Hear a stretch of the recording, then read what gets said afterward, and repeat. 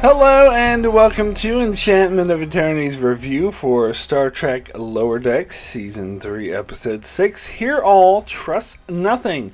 This video is a part of a series of videos where I review episodes of Lower Decks. So I have to start with a spoiler warning for Star Trek Lower Decks Season 3 Episode 6. If you have not seen up to this episode, you will not want to watch this video, otherwise some things will be spoiled for you. So, Deep Space Nine is my favorite Trek. I think I've said before on my channel that I've been disappointed that Lower Decks hasn't done more Deep Space Nine references. They've done some, but I feel like the majority have been Next Generation and in the original series, and I'd even say that they've made more Voyager references than DS9 references. So, you might imagine how much I love this episode. Now, granted, and I will freely admit that a lot of it does have to do with nostalgia. They did hit me. They did fish me in right there with the Deep Space Nine. And also, we get appearances from Nana Visitor voicing Colonel Kira and Amar Shimmerin voicing Quark. I mean, I love how they kept that under wraps. Like, in the trailer for Season 3 of Lower Decks, they did show them going around Deep Space Nine, but we didn't know if they were who was going to appear, if they were going to actually have anyone from Deep Space Nine appear. I was a bit worried that they wouldn't. So when I first saw Kira, I was so happy. I was like cheering, and especially when she opened her mouth and heard that she was actually voiced by Nana Visitor. It's like, I was just so happy. And I thought it was cool that they kept this under wraps. Now, this isn't a trials and tribulations situation where I'm just like, ooh, it's the characters I love from that other show, so I love this episode no matter what. The episode itself was actually good as well. I think there were, I would say, two storylines. I almost said three, but then one of them was kind of, well, there really was three storylines actually, but two of them kind of interchanged. And I think they were interesting. I think they were all good story. I think there was a good character story for Mariner in the C plot. A good character story for Tendi, and I think I would call that the A plot, and then the B plot would be the thing with Freeman and Quark and Kara, which again was great. So I'm going to start with the storyline that was more detached from the other ones, the Mariner storyline, and this actually had the least to do with Deep Space Nine because she stayed on the Cerritos most of the time, and it had to do with her relationship with Jennifer, the Andorian, and this is something I've been waiting to see all season because they kind of hinted at it throughout the season, but they never, I don't think they ever outright stated that she and Jennifer were in a full-on relationship. They kind of implied, but I wasn't entirely sure what the deal was. And so I'm glad we got full confirmation. In fact, we see them in their relationship and the kind of relationship that they have, and I thought it was really cool.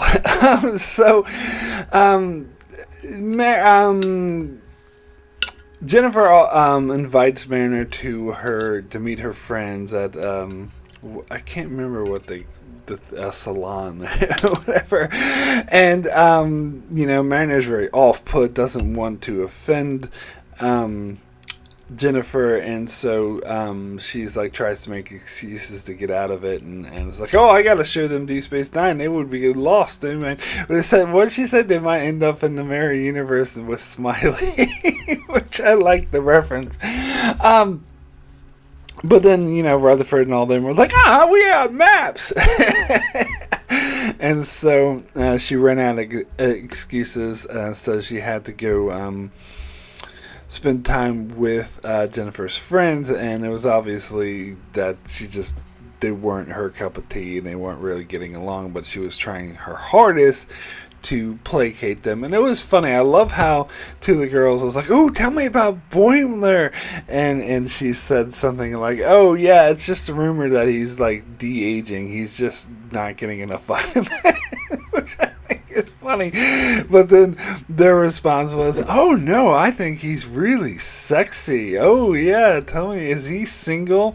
And as she was pouring a drink, and she ended up like just pouring the whole bottle. Like, this scene really made me laugh. I think it was good comedic time, and how she's like, "I'm just gonna have a little more," until like the whole bottle was empty, and they were just like looking, staring at each other.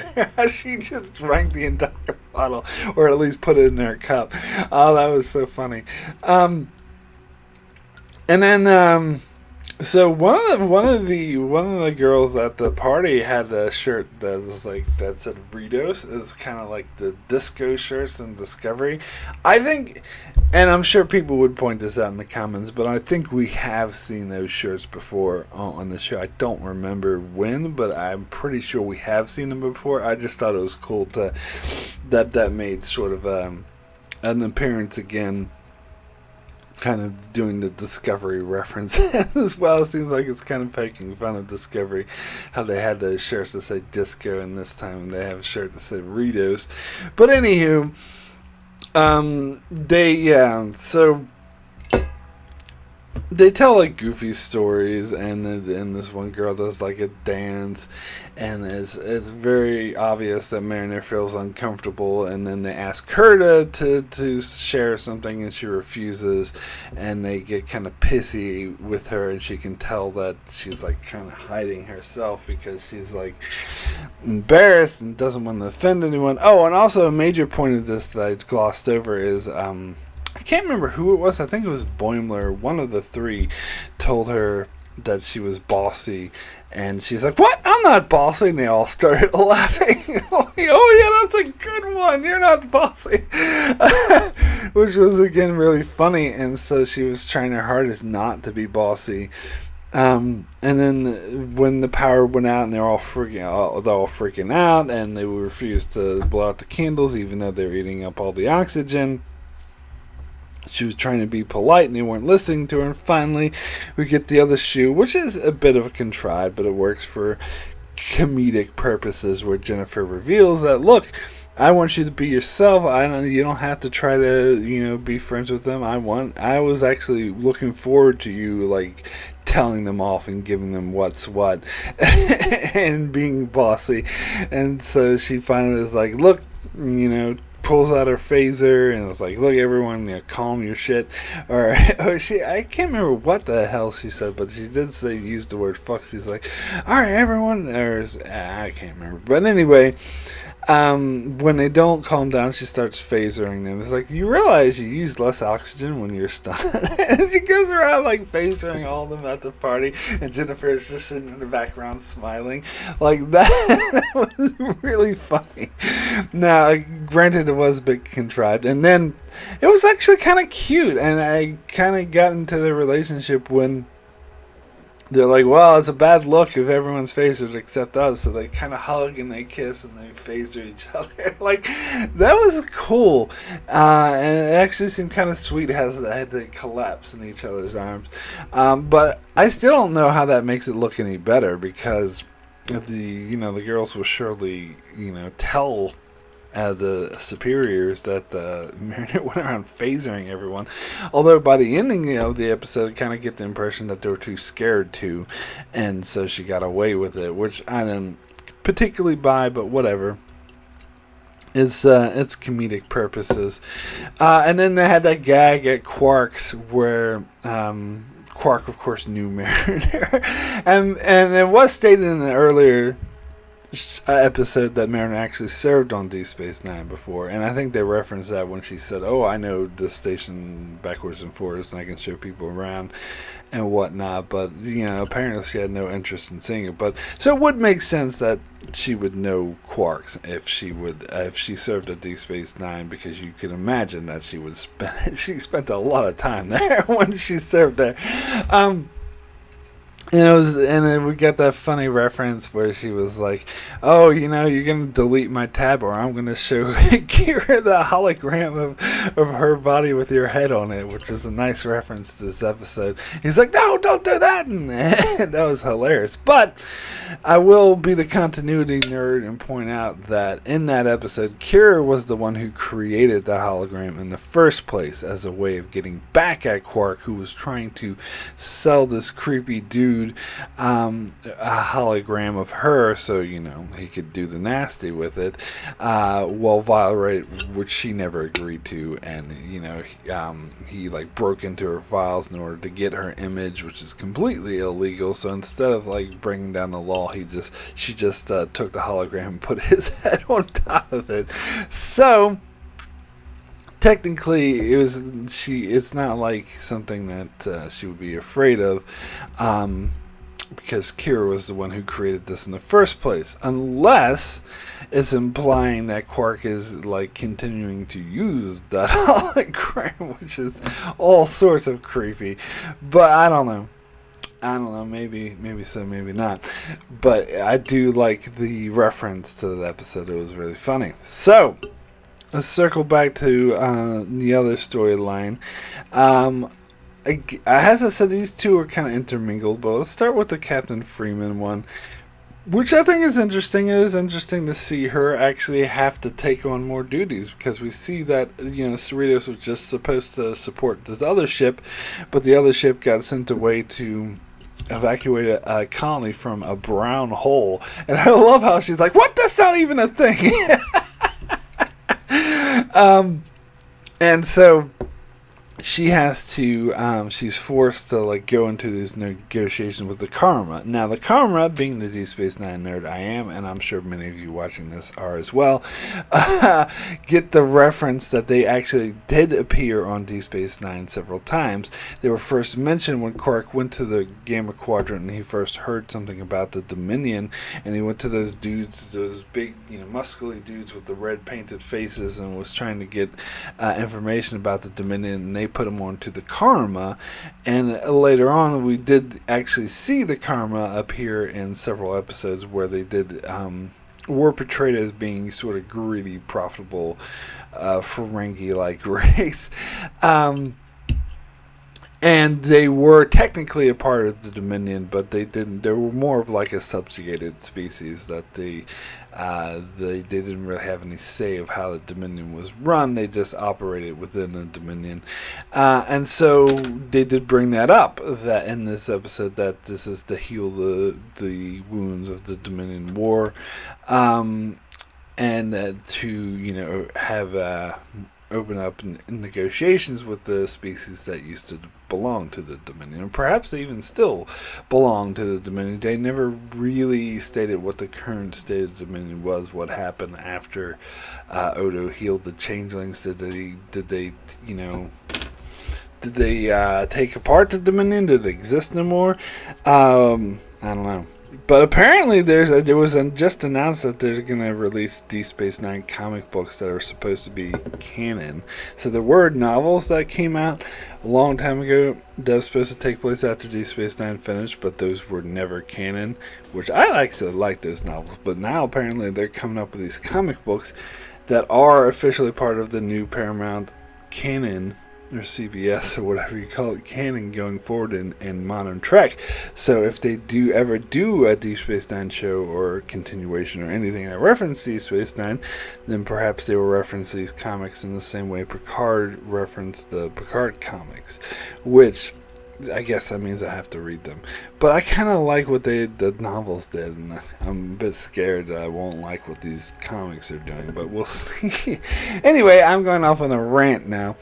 So, point is, I don't know what this current state of Dominion is, but it's not really relevant to this episode. Quark went at the bar because she was trying to, Freeman was trying to use Quark as an example of an entrepreneur and how they could,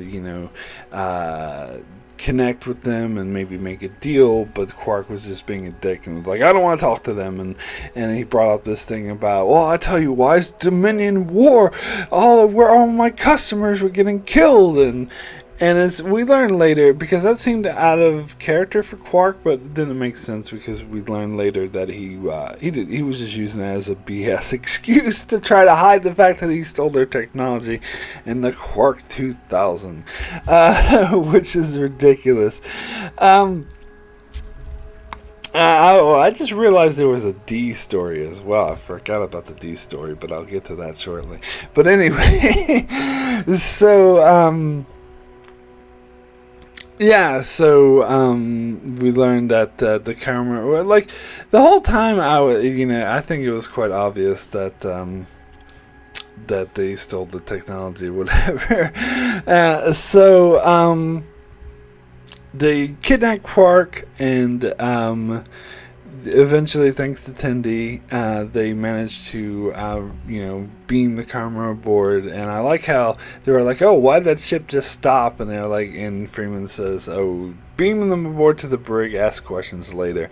And then finds out, of course, it seems obvious to me that they were arresting Quark for stealing their technology. And so she's like, "Oh, I have a deal that's going to make everyone happy." And apparently, it was giving them 76% of the profits. And Quark is just like, "Well, how does that make me happy?" It's like, "Well, because you're not in prison." I thought that you'd be happy because you're not in prison and you're just poor instead. He's like, "No!" Which is pretty funny. Good old Quark. And by the way, the whole thing with the Quark having franchises, it's a nice touch, because we did see in an earlier episode of Lower Decks a Quark's on a different planet. So now they're like stating outright that he had set up franchises everywhere, which makes sense. And that was pretty great. So yeah, that, and we got all the DS9 nostalgia and everything. Also, I gotta bring up Kira and Shax. I fucking love this. This is a nice little running gag they had throughout the episode, where Kira and Shax knew each other from the Resistance, but they kept saying, "Well, I owe you one for saving this, for saving you." It's like, "No, but I owe you one for and they keep going back and forth, and in fact, they get kind of pissed off at each other. Like, they really want to be the one that owes the other person one, which I think was a nice gag. I fucking loved Kira's inclusion in this episode, and Nana Visitor's portrayal, and what they did with her. It was just amazing. And then at the end, they even had that joke where Kira's like, "Well, you just saved me there, because now I owe you one." He's like, "What? No!" She's like, "Just kidding." Like, that was cool. I mean, there's a kind of a thing about, do all Bajorans know each other, and even all Bajorans who are in the Resistance, but whatever. I think it's actually cool that Shax knows Kira, and we see Shax sort of reference to the Resistance. Kind of makes sense that this big gruff, grummy guy would be in the Resistance. And also, I love how when they were catching up at first, and Freeman was like, "Oh yeah, sure, I'm sure it was all very rebellious," because she was trying to change the subject. But that was great. Yeah, absolutely loved Kira in this episode. All right, so the A plot. Let's get into that with which I think it was the A plot, with Tendi and Rutherford meeting, and Tendi meets another Orion. I love this as well. I think this is a great character story for Tendi, because they touched on the fact that she's kind of doesn't like being stereotyped as a cliche Orion. She doesn't like the cliche of all Orions being pirates and nasty pirates and having pirating skills or whatever.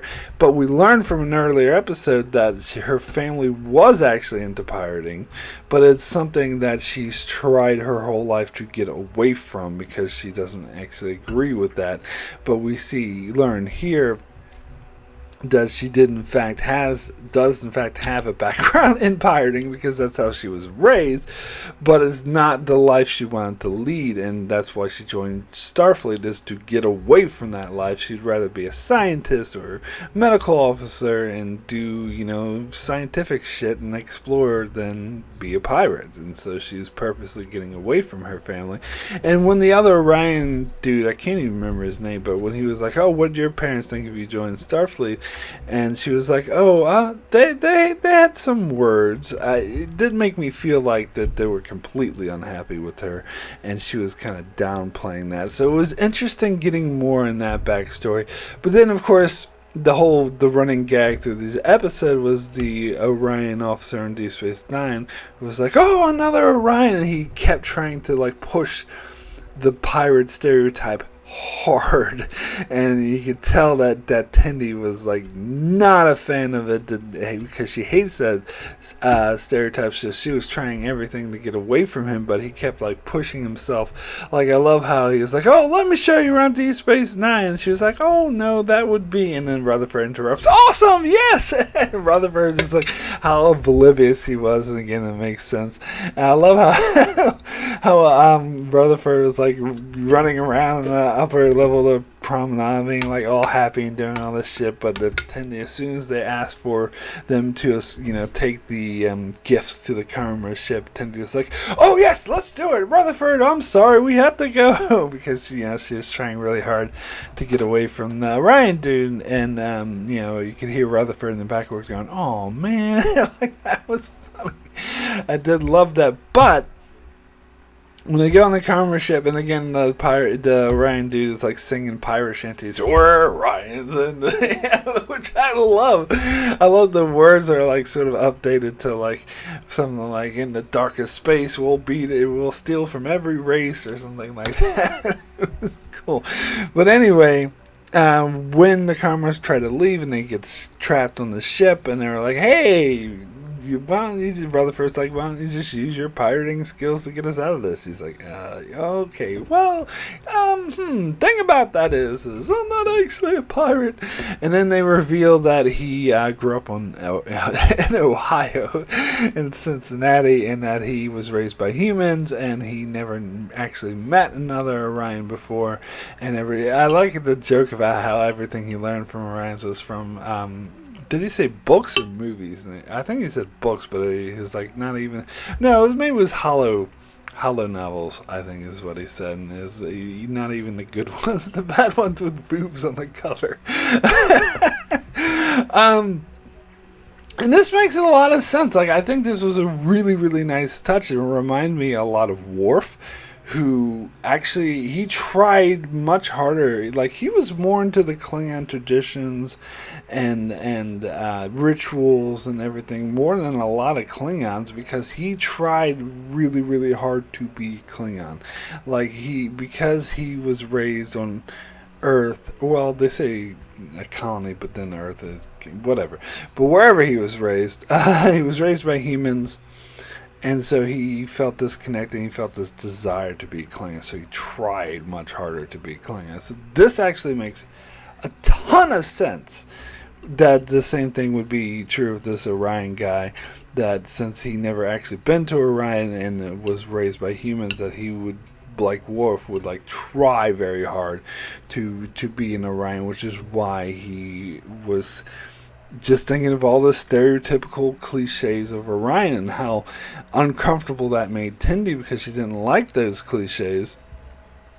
And it was great to see Tendi actually realize this and comfort him and be like, "Look, I want to know the real you, the Ohio you, and stop trying too hard to be like an Orion, because you just be you." And it was touching. Like, that was a nice little touch. And so then she took that little ceremonial weapon he had, which I think he said later was just a wine opener. And used it to like take the ship and like fight all these guys, and that was cool and kind of funny. And so I really liked that storyline, and I thought it was a great character story for Tendi. So now let me circle back to the D plot, which I forgot about, because it was a minor thing with Boimler, where he was like, "Ooh, Dabo," and so he was like, "I'm bold, Boimler now," and he dropped his purse on the ground, whatever. But he went over. He was being bold because he went over and was playing Dabo and was winning every time. And this Ferengi waiter like kept scanning him for cheating devices, and I love the part when the power went out. Like he Boimler like tripled down on everything, and then the power went out and just so happened to land on the top of the whole thing. And he's like, yes! And then you see the Ferengi waiter going, no! And then at the end, the waiter's like, look, why I can give you all this latinum, or I can give you this gift certificate for quarks that's worth twice as much as the latinum. And when I first saw that, I was like, oh my god, what a weasel. Boimler's gonna, turn him down flat. But instead, Boimler's like, oh yeah, I'll take it, because we don't even use money in Starfleet. And I did forget about that. They just touched on that. Was it last week's episode? No, it was the week before. Whatever, they just touched on that again. But yeah, which makes the whole thing. I don't know how there's quarks operating in Federation space if they don't use money, and quarks obviously does, but I don't know if we can get into that, but I don't know. Maybe there's like Federation credits they have to let people to use currency that are outside the Federation. I'm sure there was like someone speculated once about a system like that. But regardless, Boimler wouldn't have use of all that latinum, and the gift certificate would actually be of way more use to him. So that actually does make sense.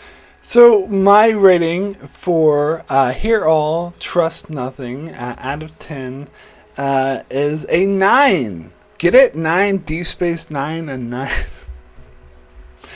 A 9, excellent. No, I love this one. I love this episode. It's probably go down as one of my favorite episodes of Lower Decks. Not just because of all the Deep Space Nine references, which I did love. Like, I loved having Nana Visitor and Armin Shimmerman doing voices for it. Seeing these characters again, it was so great. Getting all the Deep Space Nine references was so great. But it wasn't just that. There was substance behind it. There was seeing Jennifer and Mariner's relationship finally, and the kind of relationship they had, that was really cool. And it really fleshed out Mariner's character more.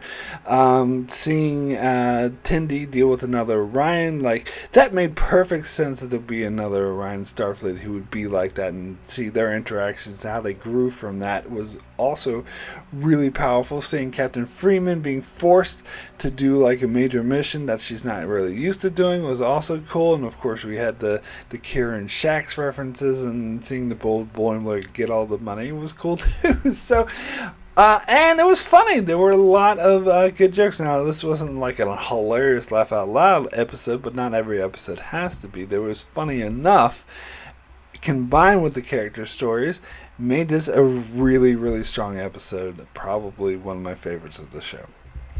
So that is it for my review of Hear All. Hear All, Trust Nothing, which actually I looked this up because I thought, hey, I think that's a rule of acquisition. I looked it up as Rule of Acquisition 190, Hear All, Trust Nothing. Anyway, that's it for my review. I shall be back next week and every week hereafter to finish covering Star Trek Lower Decks, and you can check out my channel as I cover many more shows like all other things Star Trek, and as well as other shows like Lord of the Rings of Power, House of the Dragon, and more. So be sure to subscribe so you can keep up with all of that, and thanks a lot for watching.